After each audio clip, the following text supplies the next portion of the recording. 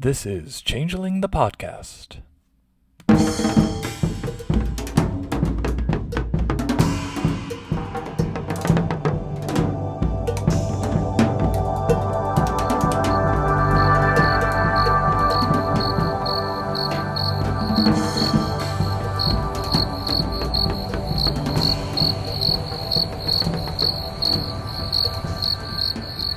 Welcome to Changeling the podcast, where there's no I in weird and the U in glamour is never optional. I'm your host Puka, and I am joined by Fetch. Hello, Fetch. Hello, Puka. It's so good to be here as always. I can't wait to talk about today's subject. But what is it? Why, it's 10 films of inspiration for Changeling the Lost. Right on. Which, I think is something that everyone can get behind. Films are a popular medium, as I understand. I've watched a few. We have some on here that I think people are going to expect. Some I think people will think, isn't that dreaming? And others they'll go, what is that? I've never heard of it. And I hope it both inspires people to love the game more, but also just find some new really good films in here, because I think we've got some classics. Yeah, and I think with films, like we've done an episode on inspirations for Changeling the Dreaming before, and something I always kind of think about going into these discussions. So, full disclosure, I did some of my educational training in media studies, and so I think a lot about what films do, like as you watch them, because there's a lot of narrative power, I guess I'd call it, in a given film's individual components and the way that they're put together. So I don't want to spend the episode dropping media studies concepts, but I would call it like the immersive visuality of it. It really amplifies the experience of a story being told. Everything from the lighting to the acting to the sound design to the composition of a shot. Like it all does that work under the surface. And when you're dealing with a storytelling game, like the ones we talk about on this podcast, seeing how those elements can each be highlighted is helpful for figuring out how you can run your games and describe scenes. Use what moves and inspires you in film as the basis for what might move and inspire your players. And like you say, I hope the recommendations that we give, people will go check these films out and maybe get kind of new valences of feeling even that they can then apply in their games. Film is, of course, a primarily visual medium, but by seeing it, it will inform you still about some common elements, such as how you might want to pace out a story or portray character relationships, and at the same time can still give people a vivid image in their head of what something is supposed to look like. This is especially good when you are the person who is running the game. I can tell you that although I don't think I've based anything that I've run one for one on a movie, that would be difficult, that I have certainly had plenty of games where I come up with a plot because I'm strongly inspired by something that I saw in film, and just remembering what that movie felt like resonated with me throughout the game playing experience and gave me guidance. Do you go often to the cinema, like the proper movies? Back when I lived in Phoenix before the pandemic, I would go to a place called the Alamo Draft House. Oh, yes. Puka, I went so often that I bought the membership. I was seeing at least 3 movies a month. Food Okay. there is really good too. And I got to go to a private preview screening for a movie because I hit out the top of their membership. Nice. It was an amazing time and place. Yeah, I feel like it's a little bit passé now to go to the movies proper, but it is this sort of mythologized thing in our culture, I would say, like the notion of going to the movies. But yeah, I don't go nearly enough anymore. I think it can be fun as a bespoke experience or even just a way to get out of the house for a bit. I know that I would sometimes go there because I'm like, I kind of want to like just go out and be somewhere to chill, and it's a nice big comfy theater where I get to watch a movie on a screen bigger than anything I have at home. Why not? And I would often go there during the middle of the day when there was like almost nobody. I still remember watching the movie Solo at like noon, and it's like I think I was literally the only person in that theater. Yeah.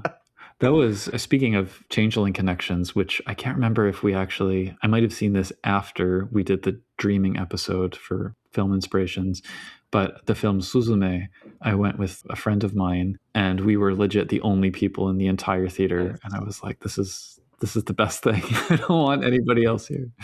So Your own private million-inch screen is what that feels like. What surprises me coming into this is that there were several of these movie recommendations that I thought to myself, no, wait, this is dreaming, but it's also Lost. And I think that says something about the connection between the two game lines and the job they did do with having overlap between them, since I really could pull out elements from some of our entries and apply it equally well, if often in two different directions. I think it says something too about the breadth of those games because they do cover such a wide potential scope of the fantastic, even. And when you compare that to something like vampire movies or werewolf movies, you can make films that aren't specifically about vampires or werewolves fit into those molds.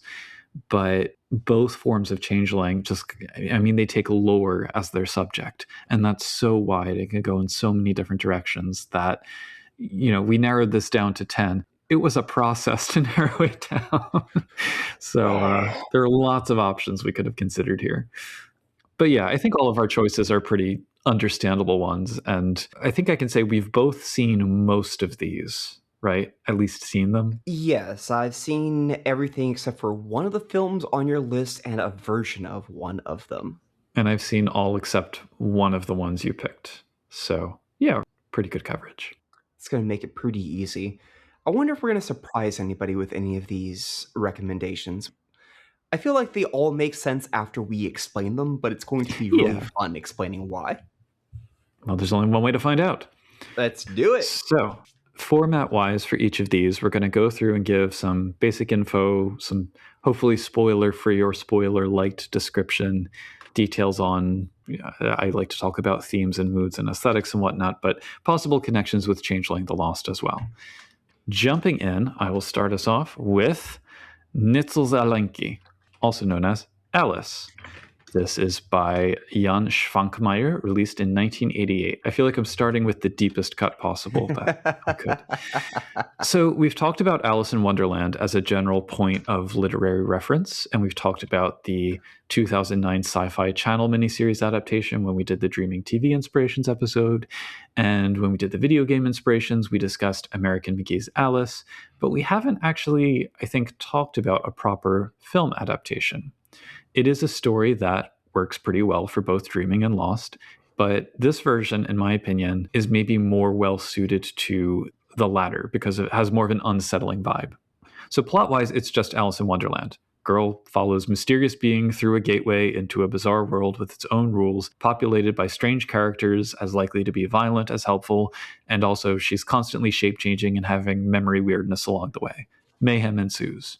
What could be more Lost than that? It truly sounds Arcadian. Yeah. And probably most people are familiar with like some to all of the tropes in the story. You have the White Rabbit who's running late, the royal court inspired by playing cards, and the queen saying off with her head, the Mad Hatter and his tea party, etc. So where this adaptation stands out is the way that it's shot and constructed, because it's largely stop motion animation. The animals are like repurposed toys or sometimes taxidermied. There's like a wind-up March Hare. The Mad Hatter, I think, is a nutcracker. There's these bizarre landscapes like puppet theaters and doll houses that are all kind of disjointed and everything's moving strangely. The opening, so like rather than falling down a rabbit hole, Alice climbs into a desk drawer at the start of the film, which I love for a hedge gate. And there are these shots of things like she goes down the chute and it's like an elevator shaft and she lands in this giant pile of autumn leaves, which then slowly gets sucked through reverse filming into the drawer of another desk hidden underneath them. So just these really cool shots with very little sound or dialogue. and all of the sort of action or lines that the characters have are recited by the girl who plays Alice. It's actually creepier in the dubbed version because like the movements of her mouth don't line up with the dialogue you're hearing. And it's surreal, I take it. Does she go Yeah. for like pretty big takes with her performances? Yeah, well, so I should point out that I first saw this film in a surrealism class in university. So that speaks volumes. And I think compounds the inherent absurdism of the story. Like those are two distinct ideas to lean into, but they largely complement each other here. Surreal cinematography and construction with an absurdist plot. So if you are looking to create that balance within a Changeling game without leaning too much into horror, this is a good artistic point of reference. And obviously, it is a very Changeling story. With this adaptation, it feels very stark and maybe even low budget. The way that common objects are used for like everything. Alice herself is occasionally replaced by a doll instead of a human actress. Some of the What? scenes feel like they're cobbled together from materials in a garage arranged in a backyard. And so I love the idea of like an Arcadian realm along those lines, where everything is made of paper cutouts and antique toys and ramshackle things, on top of which nothing makes sense, at least at first. So the film comes across as this extended dream sequence, which maybe touches on something deeper and more sinister that you'd better not tread too far into. And that to me is really kind of the essence of Changeling the Lost. But yeah, that's my first pick. You can also pull elements wholesale from something like that. In my Lost game, I do have an NPC who is literally named Alice. She is hunted by a creature in the Dream Roads that is called the Jabberwocky. These are titles that they take on for themselves, and hey, the stories do mean something to them. The high level of surreality that you're talking about mixed with the everyday mundane Mhm. is inspiring me right now because I think that's a great way to approach grounding the surreal. If you want to run a Lost game and you're wondering, how do I make these complicated hobgoblins and Arcadian creatures that I don't understand. I can't visualize them. I can't picture them. I think it's perfectly fine if in your head and even in the game, you do substitute in some common things. Make Mhm. them nutcrackers or common dolls that you have around your household. That sounds like a brilliant way. And heck, if you really do have a physical toy that you could use to represent something surreal, you can take a photo of that or put it on a webcam and show that to your players. I don't care how silly it looks, your players are going to see that in the game, and it's going to work. Yep, the nature of the uncanny is to make the strange familiar and the familiar strange. But speaking of that, what's up next? Next, we have Black Swan, directed by Darren Aronofsky in 2010.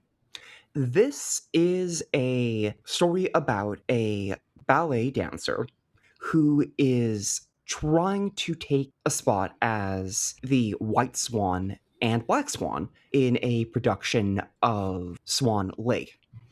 The film is about her struggle to embody both her usual, I think pure and innocent is the vibe that she's supposed to represent by normal, but also kind of passive. Mm. Whereas the opposite that she's struggling to embody is this Black Swan identity, which is going to be more aggressive, but also wild and dangerous and unrestrained.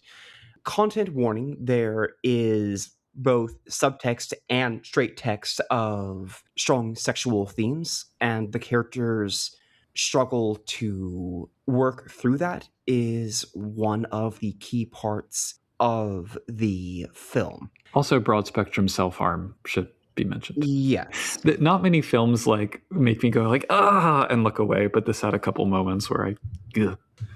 Anyway. There is a supernatural presence throughout the film. The sorcerer is a character from Swan Lake, but in this, also a figure who's always showing up in the background, blurred at a bar or in a photograph pinned to her vanity mirror, or even a doll in her bedroom. They never call direct attention to it, instead, focusing upon the more mundane surreality as she sees herself seeming to transform over the course of the movie and begins to hallucinate experiences of other people's appearances, attitudes, speech, or even entire events.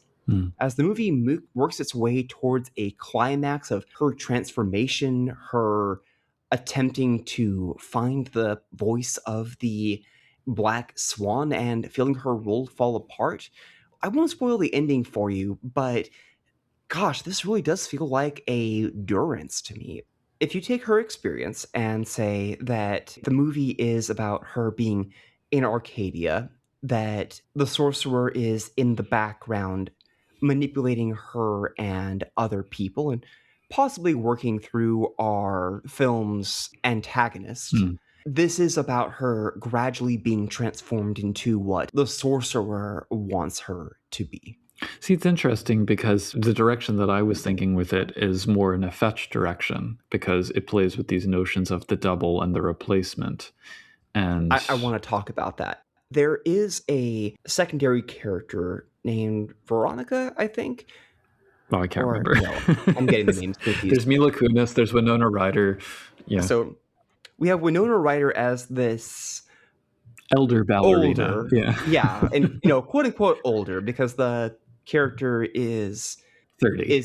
Yeah, she's still very young. It's just that she's on the top end of what ballet might want and what the theater director, terrible person that he is personally interested in. Yeah. So she is worried about being replaced by Natalie Portman's character, who's the one who is selected for the lead role of the White Swan, who becomes the Black Swan, and back and forth. And even while she is looking forward to taking on this role, is struggling with the fact that there is someone else who's just joined the company and seems like she'd be a perfect fit for the role of the Black Swan, and worries about her taking her place. This leads to a lot of confusion and hurt feelings and bad things being said to people who really do not deserve to hear any of this because they're just trying to get on with their life and they have no idea what is going on with that other person's existence or that they're being manipulated. It's a perfect analogy for how the existence of a fetch might go. There's kind of a mundane commentary as well because this is just how the performing arts work. Like you get in, you have your moment, and then you age out. And I think in some ways this is kind of an intensification of, I don't know, the over-the-topness, the bitterness that comes from that. I'd say, I mean, tying it back into Lost, this movie leans hard into beautiful madness as a theme. 100%. Oh, I just realized this. The idea that somebody might be replaced in this case, it ties not only into the idea of a fetch, but also this idea of how a true Fae mind might work. That the Fae can become fascinated with a person and put them into the limelight and give them everything they could ever want, even while gradually breaking down their mind, soul, and body. And then, on a whim, they decide that they're just done with that person, which is incredibly cruel and unfair. So on that uplifting commentary note, we follow with another Natalie Portman movie, which is interesting. Next up is Annihilation, written and directed by Alex Garland in 2018, adapted from the novel by Jeff Vandermeer, which won a Nebula Award, I think. This is our only, well, not quite only, but our only full-on alien entry on the list. And it's not alien abduction so much as alien infiltration. The basics are that Natalie Portman is recounting her experience as the only survivor of a team of scientists who entered this zone in the south, I think Florida, called the Shimmer, where a meteor has crashed. She signs up because her husband, played by Oscar Isaac, was part of an army expedition that previously went in, and he was the only survivor of that. The nature of the shimmer slowly becomes more apparent as the team investigates, and without giving too much away, they find increasingly strange and or horrific mutated life forms, and there's some doppelgangery business. And naturally, once they enter the space themselves, they also begin to change in unexpected ways. It's another film that's kind of surreal and dreamlike, although there is a recognizable plot compared with something like Alice. So this one is big on paranoia and transformation, with one kind of feeding into the other, because there's not really a clear explanation for what's going on as it unfolds. It's the rare film that really makes you feel like you're face to face with an alien intelligence that follows this incomprehensible logic. And I wanted to drop the title quote when one character says this at a pivotal moment, and it's just, it really sums it up, where she says, "It's not like us. It's unlike us. I don't know what it wants or if it wants, but it will grow until it encompasses everything. Our bodies and our minds will be fragmented into their smallest parts until not one part remains. Annihilation." And I was like, yeek. It does have some of the horror tropes, like certainly there's body horror and jump scares and a lot of suspense. I would compare it almost with something like John Carpenter's The Thing, where you have this group trying to survive against increasingly long odds in this contained space with no communication against an unknowable enemy. The fact that the party in this case, compared with The Thing, are all women, it adds a gender dimension, which I'm kind of hesitant to dive into a discourse that might have misogynistic overtones even. But I wonder if decisions were made on the basis of that, like, there's not this definable monster to be slain. There's not this simple solution to the problem. It takes intuition and complex decision making, which in our culture is more associated with, quote, feminine narratives. But there's still guns and grenades and, monsters trying to eat people. Despite all of that, there are also these moments of just iridescent beauty. Like, weird things happen with color and light and rainbows. The final act has this CGI flower tesseract portal. I don't really know what to call it, but it's weird and awesome. So whether you want to unpack a connection between the identity of the characters and the storyline or not, I would say it is more layered and complex than a lot of the films that precede it. And also I can marry the score for this film. It's beautiful, minimalist and creepy. All of that, I think, works well for creating hedge vibes. Yes, it's a deeply unsettling place that is also pulling characters in here based upon their wants and desires. The hope that they're going to find answers is a foolish hope. It's a very hedge thing, right? That the hedge wants to call to people who need something in their life. In fact, there's even a whole thing about how a person's vice can act as a key to open a gate into the hedge. Yeah. I don't want to spoil this, but one of the characters has a very compelling reason that I wouldn't call a vice, but is certainly a desire that explains very strongly why she wants to be here. And I can really see that as a motivation to go anywhere and risk anything. Mm-hmm. And to return to what you said before, like, you really don't get clear answers in the movie, even by the end, which it's a brave narrative choice, maybe even more so if you're running a role-playing game, because obviously players want answers. I, for one, am in favor of not giving them when you feel it's right, but, be careful with that choice. It does a good enough job giving us what we need to know that I was never confused beat by beat with what was going on in the movie. And even at the end, when I had questions, obviously we all have questions. Even by then, I understood in broad strokes what we were looking at and dealing with. So broad strokes. Yeah, well, my point is that is, bringing it back to Lost, that is a good thing to take for the hedge and the true Fae. The players, and even you as the GM, do not need to know what the truth is behind hobgoblins and the true Fae. You don't need to know every detail about what they're doing here or why they're here. You can look at a movie like Annihilation for inspiration on how to portray something that is weird.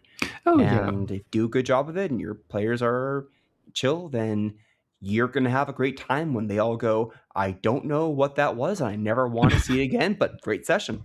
And because there's levels of that, right? Because like obviously there are elements from this which you could just drop wholesale. Like there's weird mutated beasts and there's weird that bear and like weird plants. Like the vibe of the space is what really comes across in the sense that being within it changes the characters fundamentally. It's easy to get lost in the details about inhabitants and antagonists and checkpoints when you run a hedge story. So this film is a good test case of how to strip that back a little and focus on the emotional, descriptive side of storytelling it. There's also some really good inspiration for fetches in the mirror skin kith, but I won't get into that. Ooh. And the uncertainty of identity piece, like that comes through with increasing frequency in the film. And obviously that ties into Lost really well. So to watch the different characters react to their, I guess, deepening sense of what's happening to them that they can't necessarily even put into words. Do they face it with bravery or panic or resignation? You could run this as a first encounter pre-durance scenario for mortals. Overall, I think it's just a great source for the unearthly feel of the hedge, regardless of what you want to populate it with. But yeah. And speaking of weird outdoor spaces, what's next? My second time seeing the Blair Witch Project was interesting. Coming back at it after many years, I'll be honest with you, I did not like this as much on the second watch as I did on the first. That does not change the fact that this is great inspiration for, again, The Hedge. It's directed by Daniel Myrick and Eduardo Sanchez, 1999. Shaky Cam Film did not start with this movie, but this is what popularized it. I think it had like 5 parody movies come out in the exact same year as it.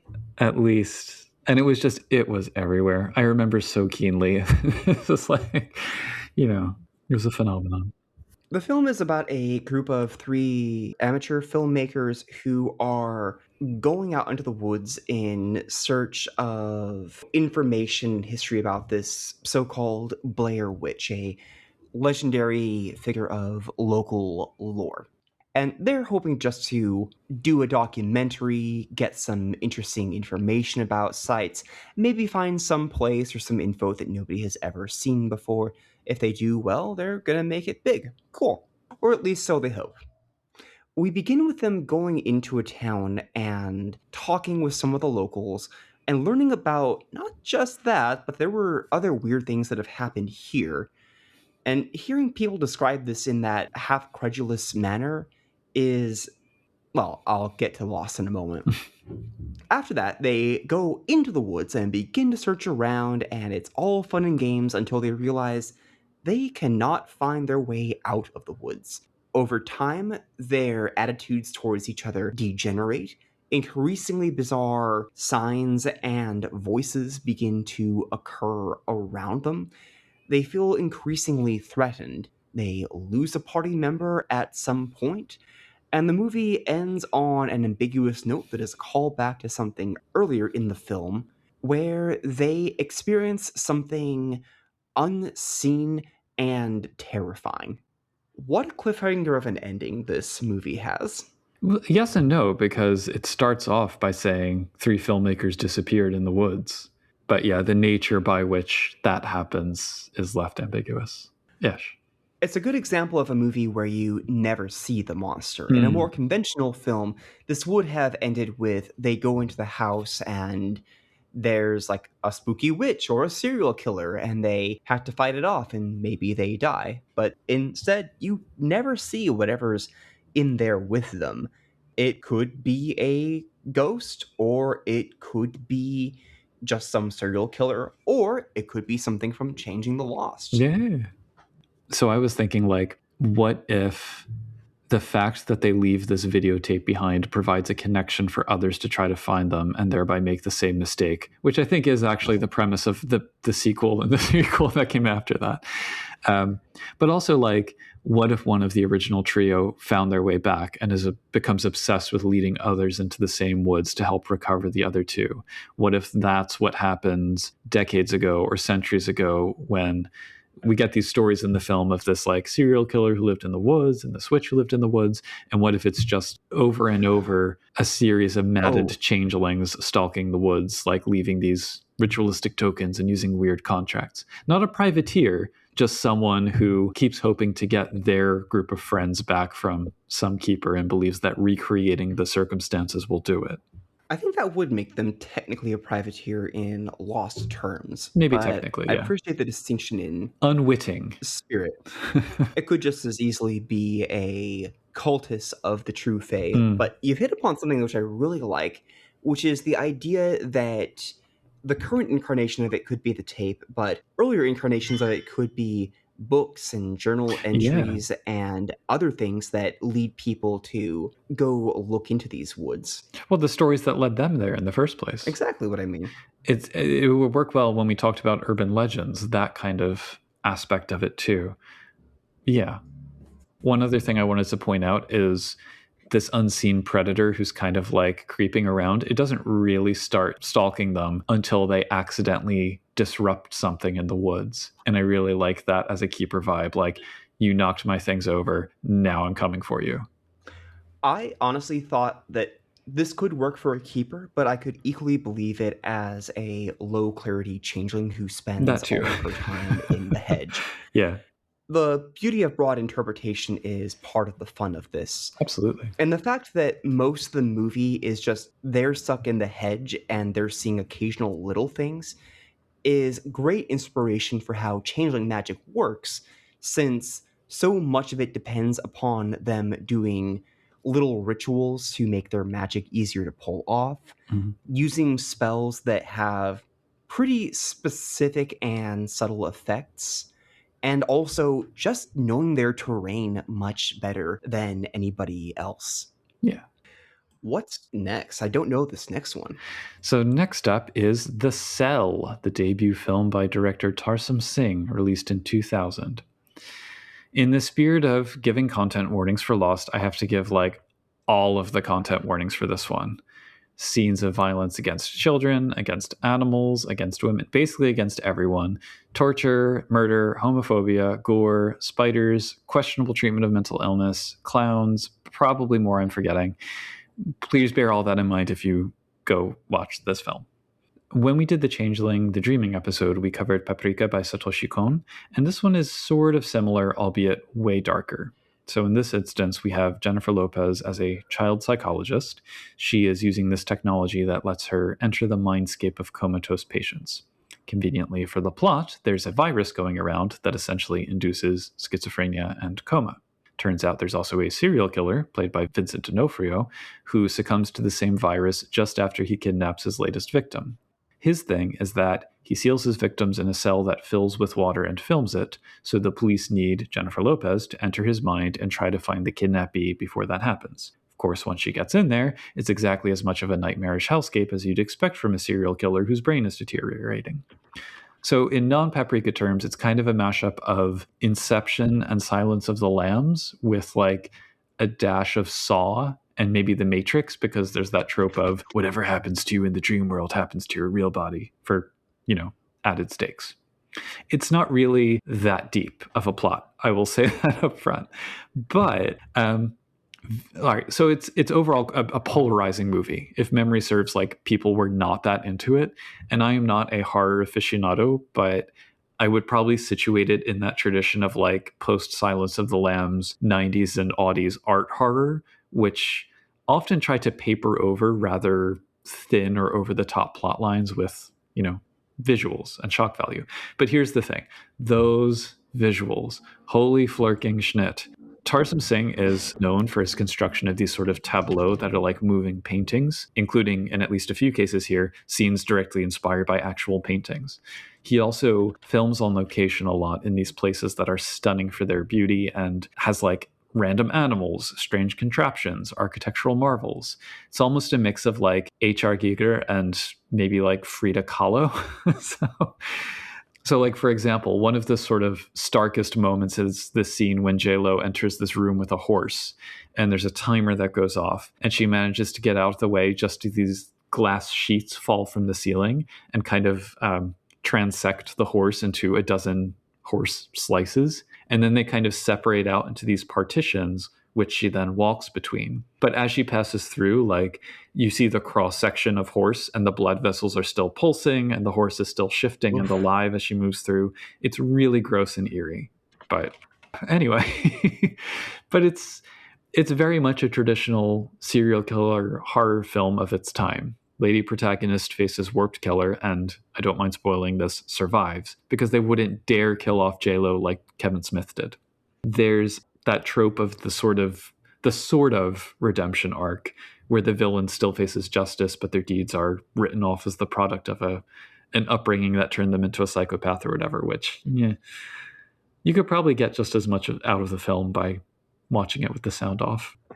Anyway. So good visuals, but a lot of uncomfortable material. The way you describe this sounds a lot to me like a neuromancy inspiration, and the idea of a spreading virus like this, because it affects the mind, right? Yeah, I mean, the details of that medically are left vague for the sake of the story, but sure. Well, just that idea sounds to me a little bit like dream poison. And there is that element of, like, so the serial killer, in his mind, he has like the innocent self who J-Lo is trying to communicate with, and then this enormous, demonic, vicious king self who wears a cape the size of a cathedral for keeper inspiration. But like, as she enters this mindscape, she kind of like is losing herself a little bit. So that element of it, solid inspiration for Dream Poison and Keeper Realms. And if you wanted to run with the actual plot of the film and say the victims are actually fetches left to drown, while the true humans who he kidnaps become his water dweller attendees or something, like, could work. They're all going to be Autumn and or Winter Court, but could work. It sounds like a lot of the sensitivities that we have certainly changed after this film came out. Well, it's so stylized. Like, at no point does any of it feel realistic, I guess I would say. But it is visual.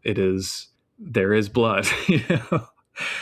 But yeah, I mean, you could make it into a hedge story with the labyrinth being the mindscape itself. You could run with hedge beast inspiration. You can go a lot of directions with it.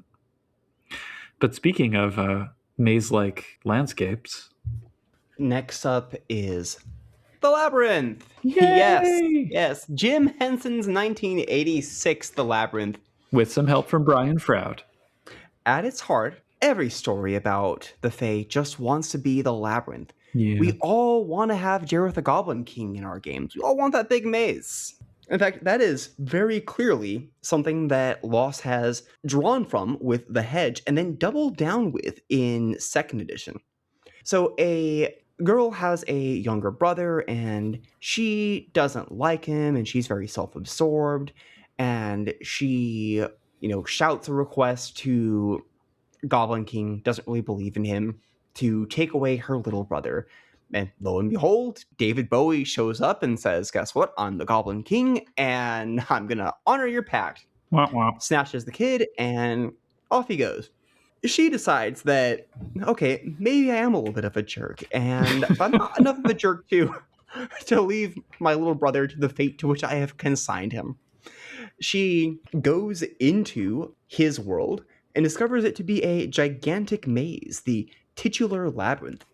She works her way through the labyrinth on her quest to find Jareth the Goblin King and recover her baby brother.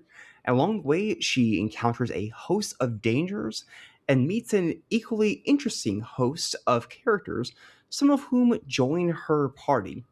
By the end, she has learned some lessons about herself and what she cares about, and the movie ends on a happy note. It's a pretty good film. I think it really holds up even after all of these years, and wow, is it ever good inspiration for Changeling the Lost. And Dreaming. For one, we have, of course, the labyrinth itself, which is a very clear analog for the hedge. You could take any of these locations and drop them in. The Bog of Stench, the guards, anything that you see here, drop it in as a set piece, modify a few things, or don't. And your players will have a fantastic time wandering through that. The meditation on what do I really want out of life, again, works well with the psychoactive quality of the hedge and its existence as a place of desire, something that only, and vice, which only gets emphasized in the second edition of Lost. Finally, well, penultimately, the thing about the Goblin King is that he works in two different forms here for our game. He could obviously be a keeper. I mean, look at him, he looks amazing. He's the ruler of a infinite castle in the middle of this labyrinth. He has fantastic powers. He's strange and eldritch and beyond understanding. He's really good at singing. That trick with the orbs, it's just a lot. And those leggings. Oh, yes. And that hair, and we could go on Smoky about eye. Bowie, but that would be an episode in itself. So, all of this puts together to make for an excellent, eccentric keeper who seems almost human, but definitely isn't. And of course, the idea that he's taken away this child is very clearly something that the keepers will do. Even replaces him with a goblin at the beginning, although nobody would mistake that goblin for the baby brother. But another quirk of this film is that in second edition Changing the Lost, we get introduced to the idea that people can become denizens of the hedge. If you spend too much time in the hedge and you make too many deals, you acquire enough what's called goblin debt, that eventually you become trapped in the hedge and you begin taking on supernatural traits. Eventually, if you just say, you know what, I don't want to go back, you just double down, you become what's called a goblin queen. And how does a goblin queen escape from their life of royalty? Yes, you do automatically get retainers if you do this. Well, the only way to do it is to bring a human child into the hedge to replace you. And I am 100% sure that this movie was inspiration for that idea, even if nothing else about Bowie's portrayal of Jareth the Goblin King suggests that that is what they were going for. So, yeah, check out Labyrinth as strong inspiration for Changing the Lost. It is one of the films specifically mentioned, isn't it? Like in second edition core book, they only do like 3 or 4 films, but I think that's one of them, if memory serves. Yep, it is 1, 2, 3, 4, 5. There are only 6 things listed, and that is number 3. There you go. One thing I just want to add, I mean, I second everything, but one thing I do want to add, because Jareth the Goblin King does make this pact and then immediately twists it, and Sarah frequently has the refrain, "That's not fair." And it's like, fair is what he says is fair, you know? Storytellers, don't screw with your players just for the sake of screwing with them. It should serve a purpose in the story. That's my advice for like following that. You know, I think drawing inspiration from that is actually really good, but don't push it too far. It can be fun if your players are expecting it. Yeah. I've run a goblin market scenario where I've had, to various degrees, the merchants warning people about taking things from there, and then the characters go for it. I've also had occasions where I've said, look, I am just a simple woman in modern day. I don't know anything about making magical contracts to which people are bound and the clever loopholes by which to break free of them. So, to some extent, let's just say that this happens and there's loopholes to it, and we'll just go around it. Maybe with dice, maybe without, but I find that strikes a good balance. To reiterate what you're saying, though, yes, you should never put players in a situation where this is happening, it's random, there is nothing they can do about it. It can be fun if it is unfair to the characters, Yes. but it should be something that the players find fascinating and interesting. Exactly, yeah. Oh gosh, now I want to do a topic about pledges. Okay, new episode idea. Add it to the list. Final note here, the book itself points out that Sarah's companions are good examples of the friendlier sorts of hobgoblins, and I think that's worth doubling down on. The hedge is not pure misery. There's a lot of people there who are just living their life or happy to help you out, and if you want inspiration for that, look at this film. People and small, helpful, direction-giving worms. Would have led right to that castle. Yeah. What's next? So next up is The Green Knight, written, directed, edited, and produced by David Lowery in 2021, a very A24 film. This one, all right, so The Green Knight might be less commonly known than Alice in Wonderland now, but it is a very traditional Arthurian narrative. I think it was the 14th century is like the earliest version. Famously, J.R.R. Tolkien did a translation and explication of it in his actual career as a philologist. But the basic story originally is the Green Knight is this big guy who shows up at King Arthur's court at Christmas, dressed all in green, and in some versions with green skin too, holding a big old axe. He immediately disses everybody and then dares any knight brave enough to a challenge. They can strike one blow at him that he won't defend against, but then the Green Knight gets to return the favor the following year. So up steps Sir Gawain, who's superhumanly strong and cannot refuse a challenge, and he immediately decapitates the Green Knight. Seems like that's that, except then the Green Knight puts his head back on and leaves, and he's like, cool, see you in a year. So, womp womp. Gawain is not the kind to go back on his word, so he goes on a quest to find the knight and face him. And ultimately, like many Arthurian stories, it ends up being this showcase of chivalric themes and motifs of the time. You have transformation, honor, mysterious ladies, magical objects, etc. So that's the original story. This film is a rather more postmodern take. We have Gawain played by Dev Patel, no complaints here. He's kind of a bro who fails upward, definitely more flawed than his literary counterpart because he struggles with being honorable. But he has the support of his sorceress mother and the king who believes in him. His adventures are more of a mix of the mundane and the overtly otherworldly. So he meets a ghost at one point, and there are these giants lumbering across a barren landscape in a sequence where I wasn't really sure what was going on. But then also he gets tricked and robbed by peasant thieves at one point, led by Barry Keoghan, who plays his role with such perfect and slightly queer relish that he is my favorite character in the whole thing. And it just gets more dreamlike as it goes on. The final sequence involves this extended vision that it feels like the 2001 Space Odyssey of Arthurian tales, or at least tries to be. So in terms of themes, identity is a big one for Gawain as a character. Maybe also the fallibility of knights, kings, and civilized patriarchy against the intuitive wisdom of the earth and sorcery. There's, I would say, a commentary about how different varieties of power don't always end up in the hands of the different kinds of people who wield it as it should.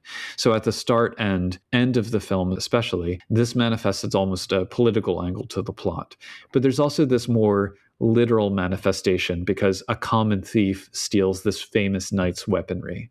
And playing with that is something that I really like, especially in the context of something like The World of Darkness, that notion of fallibility.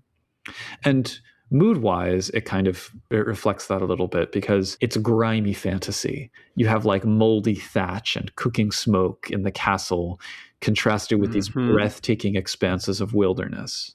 In a lot of literature that's steeped in either medieval or early modern Christianity, there's this allegorical contrast between civilization and piety and the world inside the town or the castle walls versus the wilderness, which is the domain of evil, or at least the unknowable.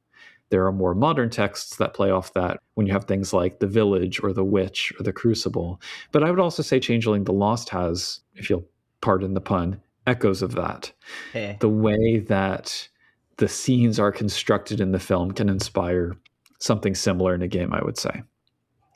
There are lots of other incidental bits that make for good Lost inspiration.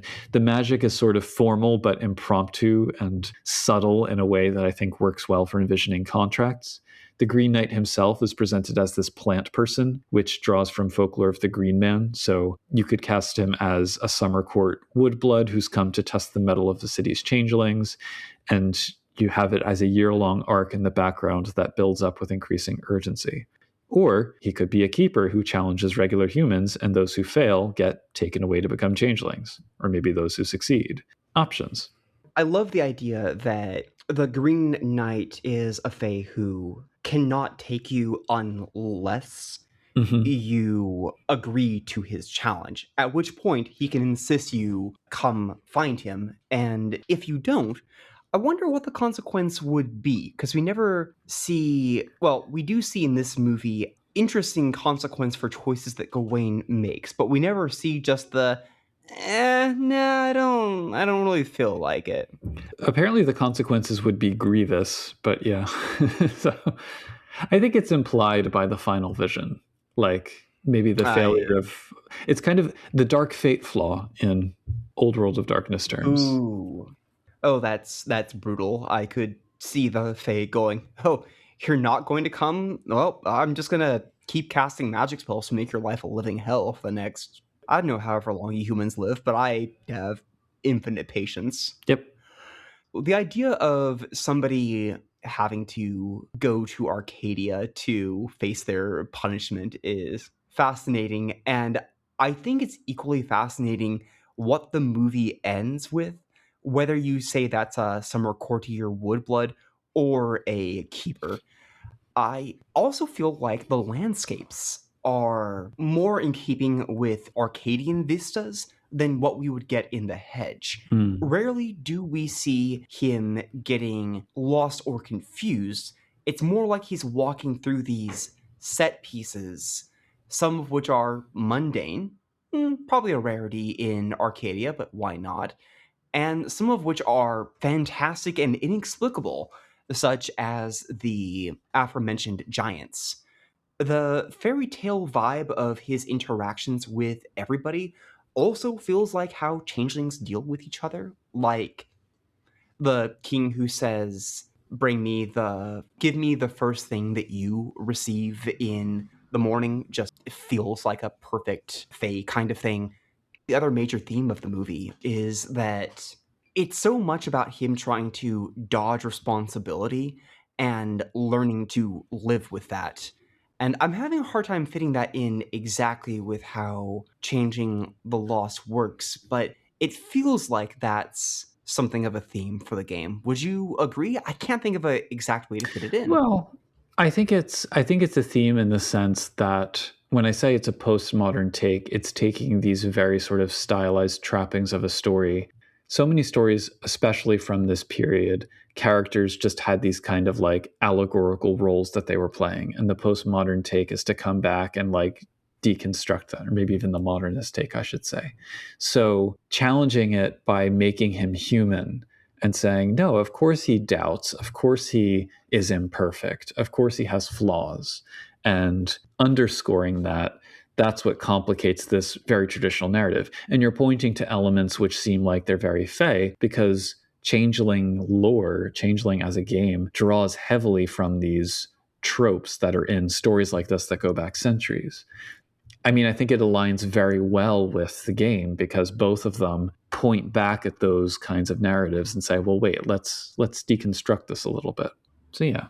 That's a great point. You could take that as inspiration for any fairy tale and deconstruct it for the sake of Lost. Yeah. And you can also just have Barry Keoghan as an outlaw messing with everybody in the hedge. And I too am here. Now, let's talk about the Rocky Horror Picture Show by Jim Sharman in 1975. I look forward to explaining why this one is on the list, but it works. This is a musical starring the incredible Tim Curry and a fantastic and eclectic cast of characters.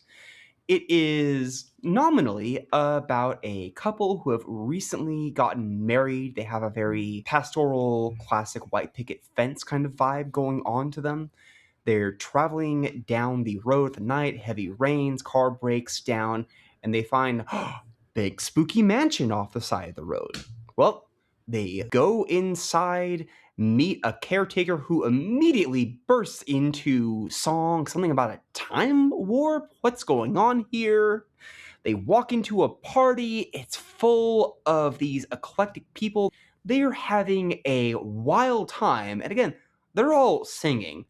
We then meet Dr. Frankenfurter, a mad scientist who is creating his own person. How does it go? In only 6 days I can make you a man? I think that's the line. Sounds right. The audience is constantly shouting different lines in the background. That's not diegetic, but it might as well be if you're watching the movie properly. And we get an increasingly surreal and unsettling and very vice-ridden narrative as the two guests struggle with the horrors that are happening around them, but it's all covered in this glitz and glam throughout. And they find themselves changing, if not physically, then certainly in the way that they look at life, becoming more like their fellow revelers. I think this is perfect for a couple of people wandering into a hollow in Changing the Lost. To me, that's what this is. This is two people who have entered a mansion. The mansion is actually a hollow. The only time you can find it is on the road at night while it is raining and you are in trouble. Or heck, maybe that last part isn't part of it and things just break down when you've transitioned to that liminal hedge state.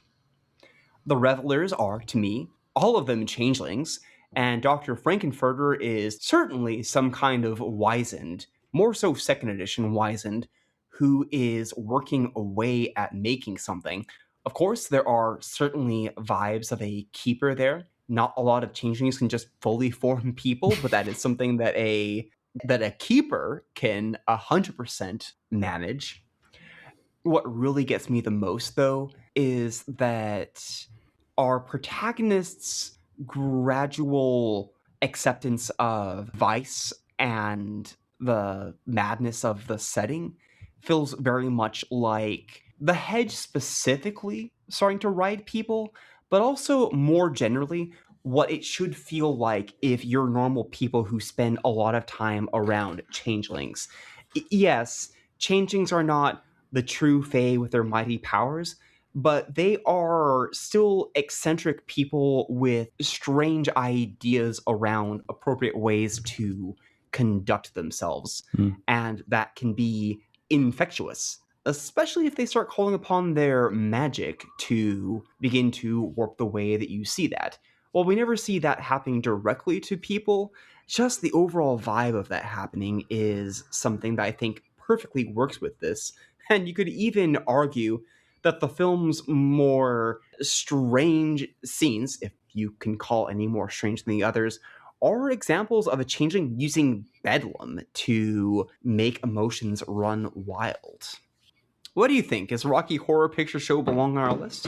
Oh, for sure. Well, I had in my notes Spring Court Inventor from Victorian Lost, but contemporary. So, like, you remember there was that Inventor Kith? And I was like, wait, there has to be a way to bring this forward. This is it. Yeah, and maybe a bit too keepery for their own good. But bonus points because it's not like there's a coherent scientific explanation or anything for the... I mean, as you say, it's magic. It operates on the logic of story, which fits best. But yeah. My last thought here is going back to the point about the hollow, that the beauty of a hollow is that it's more than just a home away from home. It's a place where you're intended to go wild with your imagination. So have floor plans that don't make sense, secret passageways, a full-on movie theater if you like. That's the beauty of a hollow, and that's what we have here. In elevators, you can go up to the lab and see what's on the slab and shiver with anticipation. Yes. Yeah. Anyway.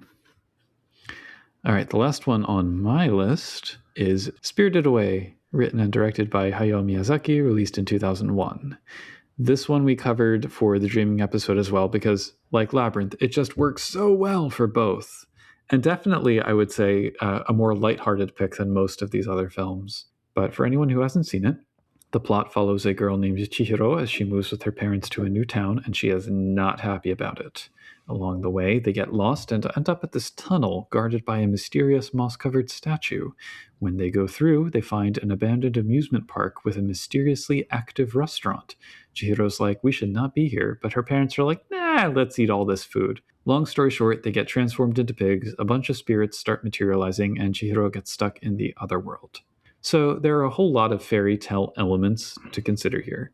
The central location is this bathhouse for the spirits, so you get a full panoply of mythic Japanese creatures for the cast. To keep from fading away, Chihiro has to get a job there and sign a contract with the witch who runs it. This involves a piece of her name being peeled away to control her. She faces and overcomes a series of challenges through little acts of bravery, honesty, perceptiveness, and wits, like a typical fairy tale hero. There's a dragon, there's magical food, there's gold, there's transformation to illusion, etc., etc. The thing with Miyazaki films in particular is that even the ones which are angled more towards kids still have really complex and nuanced plot threads, and sometimes they get a little bit lost in translation, but I find it much deeper than Disney, for example. And it's so beautifully animated. Like, the richness of each scene and the complexity of the characters with all the little details is just a treat for the eyes. I feel like the other films we've been pointing to as inspiration for The Hedge, for the most part, they're almost more defined by eeriness and emptiness in a way. This is like the complete opposite, where everything is turned up to 11. And that lavishness reflects themes in the film of temptation and greed that are present here. Again, like in many fairy tales, where resisting those things is often the key to a happy ending. There's also elements of right behavior and following the rules, not necessarily in a conformist way, but just in that fey, letter of the law kind of the way, especially if you've given your word, whether you're a 10-year-old girl or a nigh omnipotent witch in her own domain. To some extent, I do think Lost works better when it complicates or undercuts those themes, like we talked about with Labyrinth, but you need a point of reference first to make that work. And mood-wise, this is one of the most colorful, illuminated expressions of that I can think of. One particularly beautiful shot that's stuck with me since I saw it 25 years ago, there's this torrential rainstorm one night that floods the valley where the bathhouse is, and a train populated by spirits who come to the bathhouse passes through it. The following morning, you see the train carving through the water, and then later a few of the characters have to ride it, and they have to take this little dinghy to the platform, which is just above the waterline. And then they ride the train, they disembark in the evening in a forest where this ambulatory lamppost guides them to their destination. And this whole scene kind of unfolds. There's music, but not really much dialogue. And that to me is like the perfect trod leading from one realm to another in The Hedge kind of moment.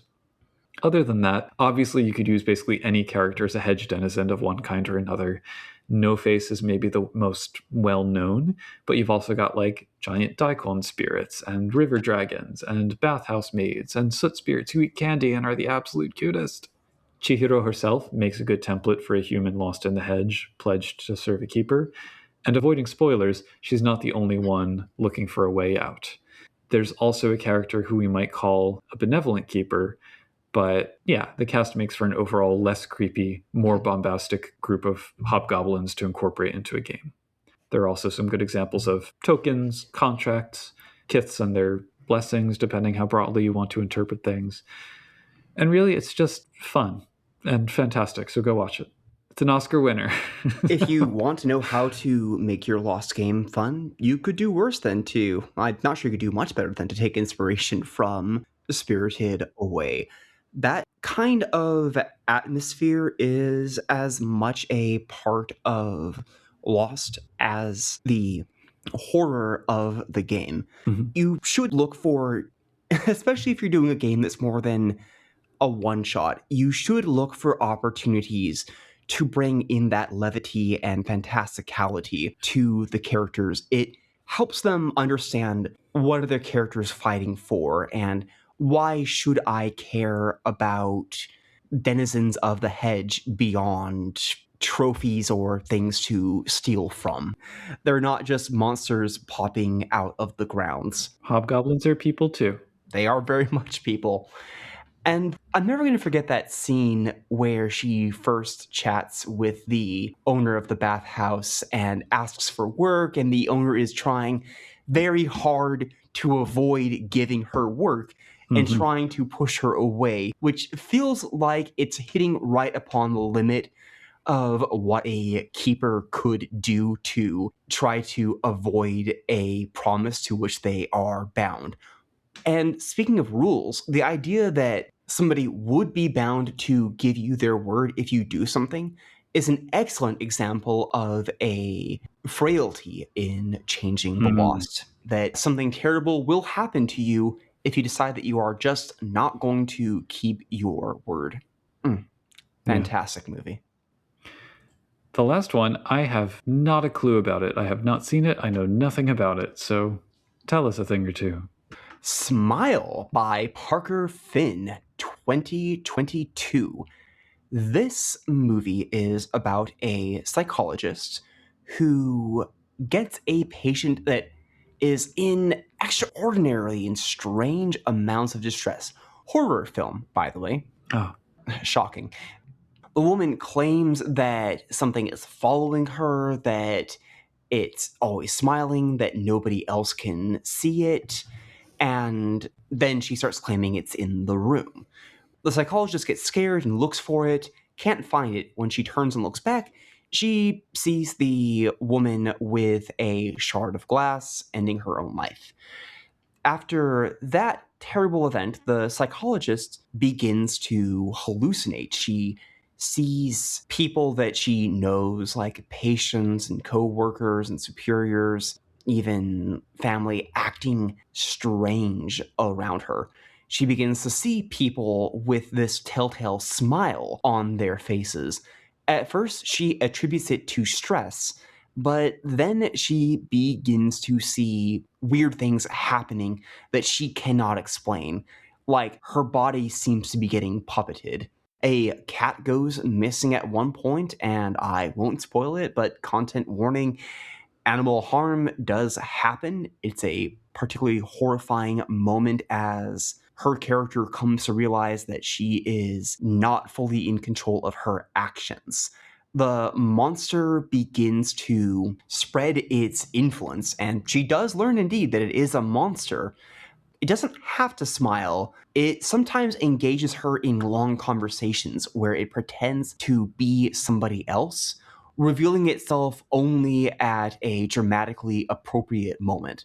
But sometimes it also goes for the jump scares, always to high effect. We learn eventually that this monster operates under a peculiar principle. It's looking for hosts, and it jumps from body to body. The way it works is that first, you see it in its current hosts. It then kills its current host in front of you, and that triggers its ability to scare you and then attach itself to your body. It then spends a week doing gradually increasingly terrifying moments in your life until you reach a point where you have lost so much control over your body and reality that it can literally climb inside and take control of you. Ew. Yeah, there's a pretty distressing scene in the climax of the movie where we see just how that process works. Gross. And then once it has a victim, it goes to continue the process for seemingly no other reason than it takes satisfaction in the suffering of others. This is a movie that kept me up for a couple of weeks afterwards because I kept imagining the monster's distinctive look. It is mostly just a variety of actors doing a fantastic job flipping between their normal personalities and that of this monster. Incredible acting there. And then doing this distinctive, unsettling smile that I cannot get out of my head. There are more direct supernatural elements that happen, and there are some incredible moments in this film. But it really comes down to the performances, and a great job of the movie at hiding the ball throughout. Highly recommend it as a film on its own. It also works as a great example of the concept of dream poison in Changing the Lost. If we think of the monster, which I don't think ever gets a proper name, as one of the keepers, it could be hopping into the protagonist's head and messing with her, using a nightmarish experience as an opportunity to get in, and causing her to suffer increasingly terrifying nightmares that work their way into her daytime experiences, growing worse and worse until eventually it can just take over her mind outright. After which point, the keeper has claimed the person and could take them away to Arcadia, or in this case, replicate it. I believe there is a note somewhere in one of the Lost books. There's like a kith that are people that get killed outside of Arcadia, and apparently keepers can just take your ghost if they want to. They don't have to actually drag you in there bodily. While we never see what I would describe as Arcadia, the idea of a monster hunting you down and haunting like that feels like perfect keeper vibes to me. And to a lesser extent, it does also have the vibes of a huntsman. They are beings that are forcibly bound to the will of the keepers. They're immune to iron, they carry iron weapons, and they hunt down changelings to bring them back to their keepers.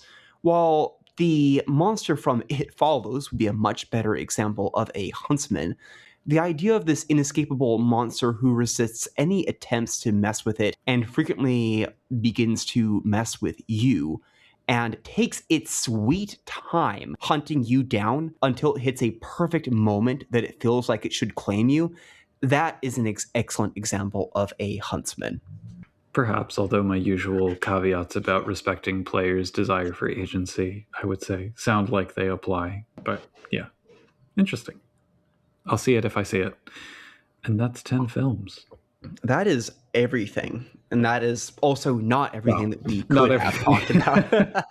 Like I said, at the end, we could have talked about It Follows. There's themes that I would love to discuss at some point from I saw the TV Glow. And if I go on the list of movies, well, we would have enough for a second episode somewhere. Well, but there's also other media to consider, like TV and whatnot. We had Mulholland Drive as one of the original choices, but I think Twin Peaks: The Return is something I'd rather dive into for the TV that would be so good. There's Pan's Labyrinth. There's the film Changeling with Angelina Jolie. Anyway, yeah, there's lots of films out there. If you want to have more inspiration for it, I do recommend looking at the inspiration lists in Changing the Lost, both first and second edition. They are great for understanding what the vibes of the game are. Yeah. One last thought is that I think a lot of these films, they don't really focus so much on what life is like for those who return changed from their encounters with Fairy. And maybe part of what makes Lost so compelling as a game is because it does live solidly in that narrative space. So we're looking at films that are about stumbling across the hedge, crossing into Arcadia, dealing with the Fae, maybe some form of durance, and getting back. What happens after that? A lot of the inspiration that I see here is maybe more directly useful for backstory or maybe one-off stories rather than an ongoing slice of life for the Lost on Earth. And I don't think that makes the films not useful. It's just something to bear in mind when you're examining media for the utility. That's my parting thought about film. I think that a lot of them have shown use as not just literal background material from your history, but as other elements to populate things with. The huntsman, the keepers, the hedge, the hobgoblins. You are right that the changelings themselves are only minimally represented in what we've gone over. Certainly the characters from Rocky Horror Picture Show have some of that vibe. But I guess in a way you could think of Changing the Lost as what happens next. Yeah. A happy ending is just a story that hasn't finished yet. Puka, that's so sad. It's a thing. Truism. Anyway, That concludes our discussion for now on film. If you would like to continue discussing with us in the meantime, you can join our Discord at discord.me/CTP. Send us an email at podcast@changelingthepodcast.com. Find us under Changeling the Podcast on Facebook and YouTube. We are on Mastodon at dice.camp_changelingpod. And you can sign up for our Patreon at www.patreon.com/changelingthepodcast. Links to all of which, probably along with trailers or preview links to the films in question, will be in the show notes to this episode. With that, I have once again been the key grip known as Puka. And my kith is the cinematographist. Fetch. And that is the end.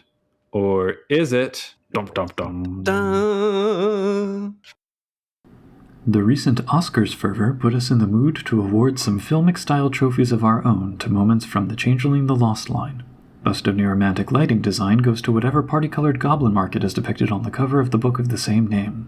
Best Keeper impression of Immortal goes to Baron Fairweather, the free market dragon, yet again, as he's been made chairman of the board and still no one is the wiser. Best cinematography representing the world beyond the hedge goes to the art of Christopher Howard, who, as far as we know, didn't actually illustrate anything in the Lost Books, but just check out his Fomorian battle art. We'll continue to develop these and other laurels with the support of our own Academy of Patrons, who are as follows: Bad Company, Ben the Canadian, Siglosson Jr., Derek, Dorcadus, Hellerus, Henry Kraft, Eo Bull, Oreo, Roscaboose, Rebecca P., Sandshaker, Sija, the Crew of Erebus, and Ware Buffalo. You too can take part in this awards process and get a shout-out at the end of each episode in turn by signing up for our Patreon at www.patreon.com/changelingthepodcast. We also appreciate reviews on the podcast listening platform of your greatest convenience. Until the next screening, enjoy the goblin popcorn, and take care not to trust anything you see on the silver screen, for it is the largest and most insidious hedge gate of all, across the seductive boundary of which it's all too easy to keep on dreaming.